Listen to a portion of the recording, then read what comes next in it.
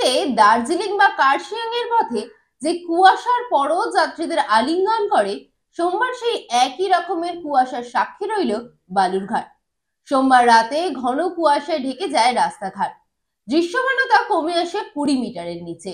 এই যে আজকে শীতের যে আমেজ, হঠাৎ করে শীত নেই করে যে শীতটা এলো, তারপরে এই যে কুয়াশার দাপট, কেমন লাগছে বালুরঘাট হিসাবে? আপনি কি পাহাড়ের ছোঁয়া পাচ্ছেন? হ্যাঁ হ্যাঁ পাচ্ছি, মানে বালুরঘাট হিসেবে হট করে ঠান্ডাটা পড়েছে, মানে ডিসেম্বরের প্রথমেই পড়ে গেছে।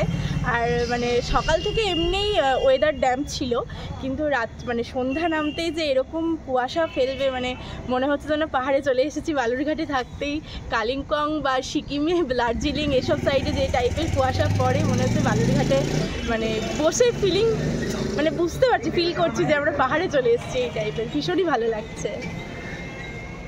এই ঠান্ডা, এই এতদিনে তিক্ততা গরম কাটিয়ে ঠান্ডা কেমন লাগছে? খুব খুব ভালো লাগছে। মানে আমি তো ভীষণ শীতপ্রিয় মানুষ, এবার যারা শীতপ্রিয় মানুষ আছে তাদের নিশ্চয়ই খুবই ভালো লাগবে, কিন্তু যারা হয়তো ভালোবাসে না তাদের হয়তো খারাপ লাগবে জিনিসটা, কিন্তু যারা শীতপ্রিয় মানুষ তাদের ভীষণ ভালো লাগবে। আপনার নাম? আমার নাম দোয়েল কুণ্ডু।